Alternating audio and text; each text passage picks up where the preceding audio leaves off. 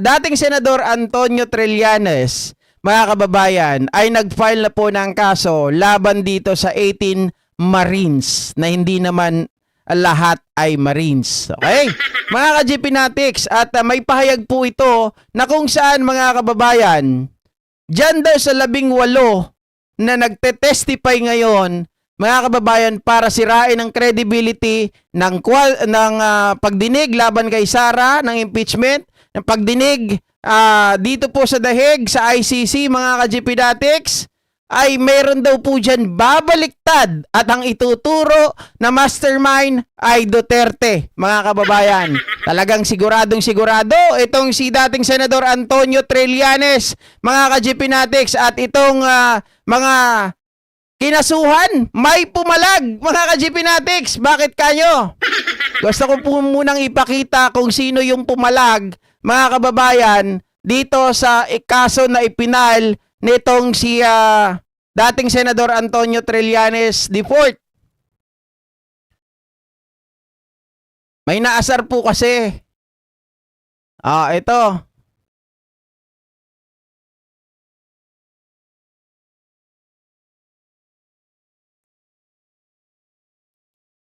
Ayan, may napikon, mga kababayan. Yung tinutukoy nyo kanina na may sakit din, pero fake news po yun, Ma'am Eva Punsalan. Ito, Trililing will sue me together, or sabi niya, Trililing will sue me together with our 18 brave soldiers. What an honor to be standing with our true heroes. Wow! And not on the side of the traitor Antonio Sani Trillanes IV. Pinaaral ka, sabi niya ganon, pinaaral ka sa PMA pero talo mo pa si PP, GAGO. Nabuisit si Lorraine Badi, mga kababayan, si Lorraine Badoy. Okay, kay Antonio Trillanes, bakit ano ba yung pahayag ni Antonio Trillanes dito? Ito po.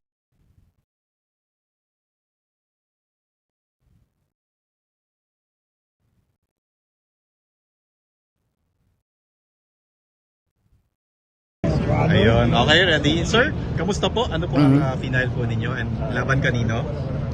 Ngayong araw po ay ako ay nag-file ng iba't ibang kaso kina Levy Baligod dun sa 18 ex-soldiers, kay Mike Defensor, kay Jason sa Cathy Binag, tsaka Lorraine Badoy. Ito ay ukol dun sa... Kaya pala nagalit si Badoy, kasama pala siya doon sa kinasuhan. Kinalat nila na ako daw ay tumanggap ng $2 million panuhol doon sa ICC investigators. Hindi po totoo yan. Wala akong natanggap na $2 million at kung anumang halaga mula kay saldi ko para sa ICC operations. Ay, mga ka-GP Natics, habol ko lang kahapon, may nakita kong interview nung 18 Marines. Di ba, nagpa-interview na naman sila kasama itong si Mike Defensor. Nung una sinabi ni Attorney Levy Baligod, mga ka-GP Natics, na na-oversight lang daw niya yung pangalan ni Laila de Lima, hindi daw kasama doon. Pero kahapon, mga kababayan, ay sinasabi nung mga Marines na nakita nila na tumanggap din daw ng, di ko alam kung paper bag, etong si Laila de Lima. Mga ka-GP Natics, ano ba talaga kuya? Ba't ang gulo-gulo? Diba? Hindi ko malaman kung sino ba nagsasabi ng totoo. Sabi nung abogado ninyo na oversight lang yung pangalan. Hindi talaga kasama si Laila de Lima. Ngayon na naman, biglang nakita nyo, mga kababayan, na tumanggap daw, di umano, 2 beses nilang nakita na tumanggap ng paper bag. So, pero iba nang sinasabi, paper bag. Dati kasi, mali-malitang pera. So, parang ano pa rin, hindi pa rin tugma. Sabi nyo, mali-malitang pera ang diniliver nyo sa bahay niya. Ngayon naman, nakita nyo na binigyan ng paper bag 2 beses.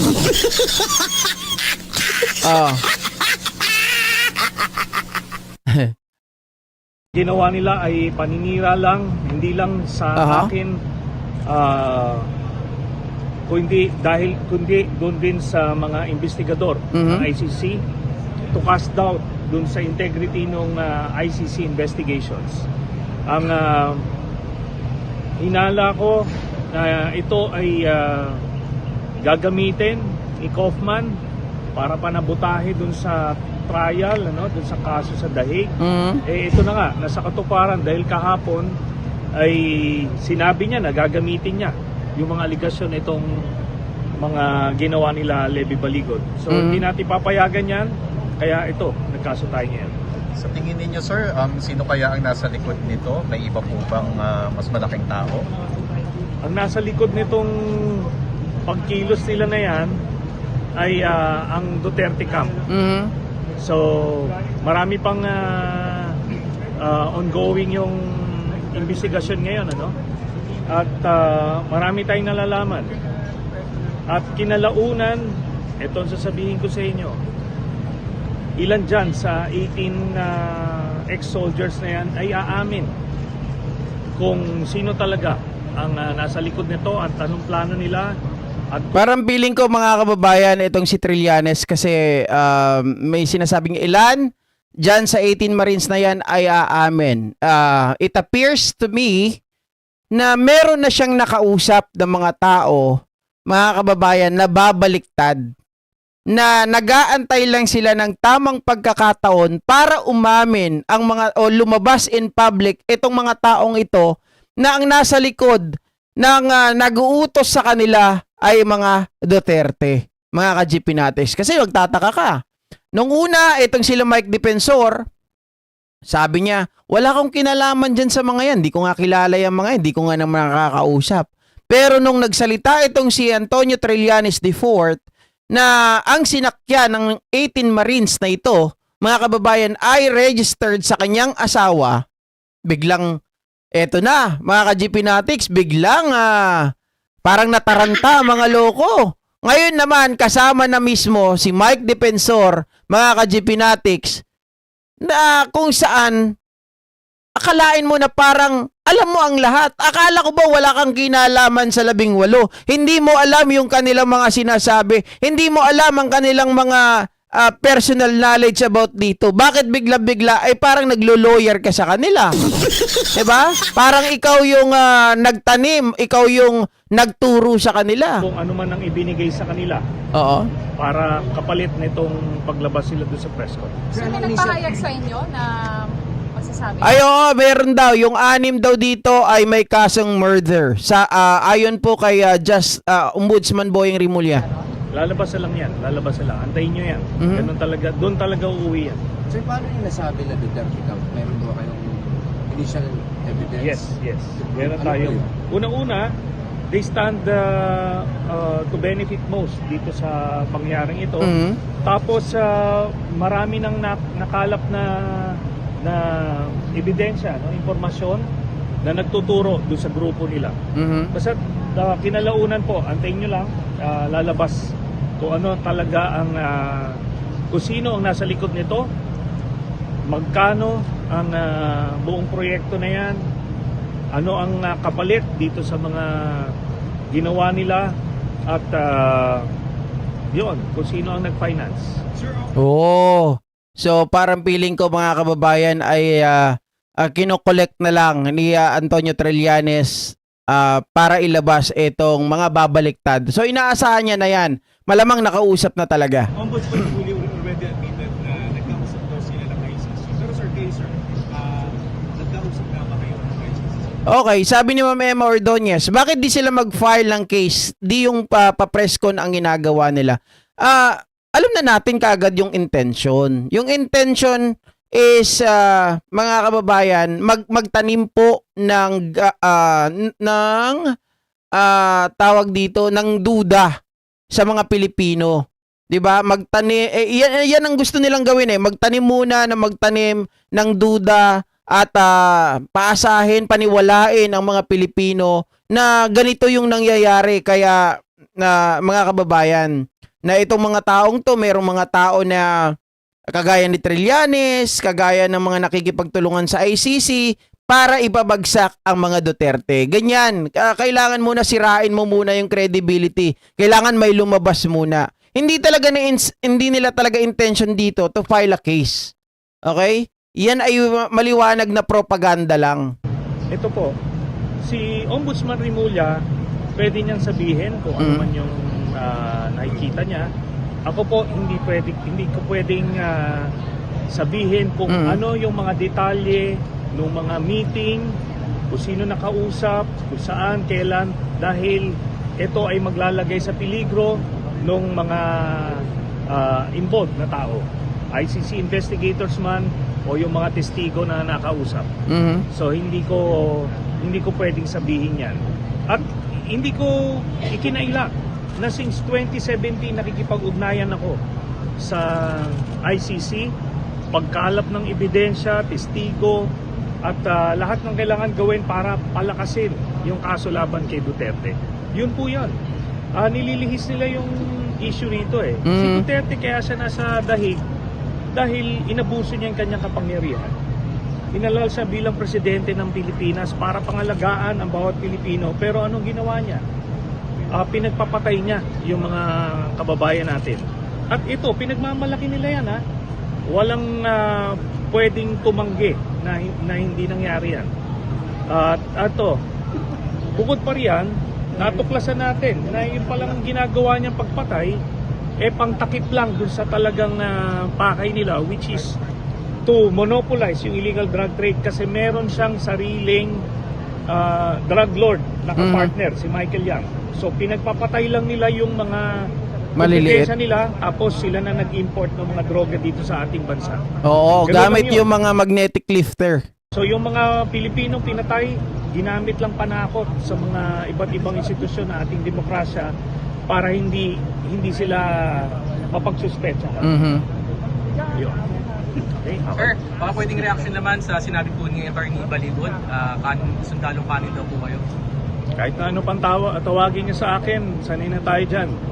Wala na yan, paulit-ulit na yan, sundalong kanin, Diyos ko. Mga kababayan, wala na yan kay Antonio Trillanes. Ganito na lang, harapin na lang niya ito. Tingnan natin kung magaling talaga siya na abogado. So dun sa 18, may kasamahan kayo doon? Merong isa, I was informed, na dati namin kasamahan, pero nung panahon pa lang ni GMA, umano na yon. Bumaliktad na yon. Sumapi nung sa kina GMA noon pa. So, ganun ang kalidad ng mga tao niya. Sir, would you know kung nagko-contemplate ng ICC na mag-initiate ng Article 70 violation? Yes. I know na unang-una, alam ko na violation yung ginawa nitong nila Levy Baligod at yung mga 18 na ex-soldiers. Violation niya ng Article 70 ng Rome Statute. Obstruction of justice ang pwedeng ikaso sa kanila. At nagsalita na yung deputy prosecutor, yung acting prosecutor ngayon, na deliberate intimidation yung ginawa nila Levy Baligod. Pinangalanan ba naman yung mga mga ka-GP Natics Pinangalanan yung mga testigo, yung mga biktima? Pinangalanan, mga loko-loko. Tapos yung pag-out nila nung mga identities at names ng mga ICC investigators at ng mga witnesses. Dahil doon nilagay nila sa peligro yung mga taong ito. Ito, liliwanagin ko lang. Yung sinasabi ng mga ex-soldiers na nagbantay daw sila doon sa ICC nung nandito. Kahit aminin ko na yung ilan sa kanila ay totoo ngang nagbantay, wala pong kasalanan doon. Hindi po krimen yun. Hindi bawal. Correct. Walang krimen yun. Dahil si Trillanes mismo ang nag-file ng kaso laban po kay Rodrigo Roa Duterte way back 2017. Mga ka-GP Natics. Kung nagbantay sila doon, walang doon. Walang pakikipagsabuhatan doon. Unang-una, si Trillanes nga ang kumbaga nag-file ng case, tinutulungan niya yung mga biktima, 'di ba, yung mga testigo, mga ka-GP Natics. So anong problema doon? Walang problema doon. Bawal yun. Kasi ang ginawa nila, kung totoo nga yung iba sa kanila ay nagbantay dito sa mga ICC no nandito, kaya nila pinupuno ng detalye. Kaya marami nakukumbinse na, totoo yung sinasabi nito sa ganitong larangan, therefore totoo rin yung $2 million. Hindi po. Ito, kahit aminin ko na, sige, totoong nagsundo sila, naghatid sila, ano sila sa mga nagsundo sila mga testigo sa mga meeting, pero hindi ibig sabihin nun na totoo yung $2 million na inaakusa nila sa akin. Oo, mga ka-GP natin. So, unang-una, pag-uusapan natin, sabihin natin yung $2 million daw ay para sa mga ICC investigators. Una, kung dito gagamitin, $2 million. Kung dito sila mag-iimbestiga, mga ka-GP Natics, bakit kailangan mo pang, di ba, gumamit ng dollar? $2 million. So, dapat dito, pag $2 million, mga ka-GP Natics, di ba, ang panggastos mo dito ay peso. Paano mo magagamit yung dollars dito? Di ba? Kung may $2 million. Pangalawa, kung babalik rin naman natin, kung para doon naman sa ICC, yung $2 million, paano naman ito, mga kababayan, maililipad sa ibang bansa? 'Di ba? Kung ito ay cash na $2 million, haharangin ito. Hindi ito basta-basta. 'Di ba bawal magdala? Hindi ko alam kung anong magkano yung threshold ng pera na pwede mong bitbitin sa ibang bansa. Kung $2 million, palagay ko mga kababayan, makikita ka agad yan sa airport. 'Di ba? Ma-hold ka agad yan. Hindi ka pwede magbitbit ng ganyang kalaki-laki. Oh. So, napakasimple lang yan. Kung kaya kong suhulan yung ICC, palagay nyo hindi susuhulan ni Duterte yung ICC. Oo, correct. Di ba? Yung Makes sense. Sinasabi nilang $2 million, gawa ng talent fee lang ni ano yun, ni Kaufman. Bariyang-barya sa kanila yan. So, it doesn't make sense, pero kailangan nilang gibain yung reputasyon ng ICC. So, kaya nga po, di ba? Ang labo noon, kung $2 million, mga kababayan, hindi naman dollar gamit natin, peso eh. Kung dito gagamitin yan, di ba, mga ka-GP Natics? Hanggang $10,000 lang, sabi ni Ma'am Arlene Villamor. $2 million yun, mga ka-GP Natics. So, malabong-malabo. yeah. Sir, doon sa complaint nyo, may mga kasamang broadcaster and blogger. Ano kung naging ambag nila sa Kasama sila dun sa nag-circulate nitong kasinungalingan na to. So alam mong ano ito talagang it's a conspiracy. Hindi ito random na pangyayari. Pinagplanuhan nila to. Kasi isipin nyo, last year pa natin pinag-uusapan yung mga mali-maleta na yan. Si Gutesa lumabas na, bakit hindi sila sumabay doon? Oo, correct. Diba? Kung talaga meron silang sasabihin na totoo, dapat sumabay kayo doon. Kung talaga matatapang kayo, ba't di nyo ginawa yun? Ganun lang kasimple yun.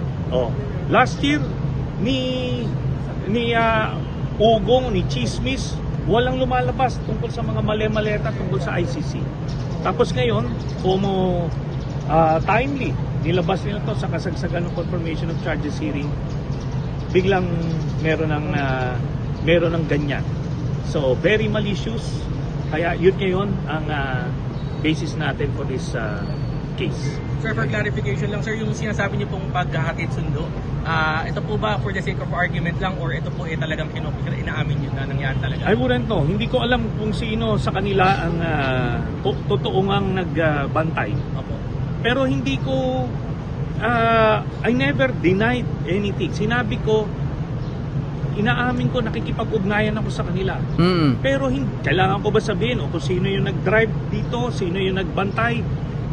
I don't need to say that. Diba? They don't need to say that. Kasi nung kinuha nila yung trabaho na yan, na magbantay dito sa mga ICC, tinanggap nila na poproteksyonan nila ang safety nito mga ito. Bakit nila ngayon nilalagay sa peligro? Anong tumanggap naman sila ng sweldo nung mga panahon na yon para gawin yon? Ibig sabihin, nabayaran sila ngayon. 'Di ba? Malaki yung offer. Magsinungaling lang kayo para ilaglag natin yung ICC na si Sentry ay nakatanggap ng $2 million. Mga ka-GP Natics. Pero ang gusto natin mangyari dito, dumating yung point na ito mga kinasuhan na to, yung kagaya na sinasabi ni Sentry, meron ditong lumabas at umamin at sabihin, mga kababayan, na sila ay binayaran lamang para magsalita laban sa ICC, laban kay Trillanes, para sirain ang credibility. At sabihin kung sino ang nagpondo, sino ang mga nag-utos, sino, mga kababayan, ang nagbigay ng script sa kanila. In that point, kapag na yan ay napangalanan, kapag ganyan ang nangyari, wala na, wasak na yung naratibo ng mga siraulo na 18 soldiers na to. Okay? So hanggang dito na lamang mga kababayan at magandang hapon po sa inyong lahat. Magkita-kita po muli tayo sa mga susunod na live stream natin. Sa mga hindi pa po nagla-like dyan, mag-like na po kayo. Sa mga hindi pa po nag-subscribe, pwede na rin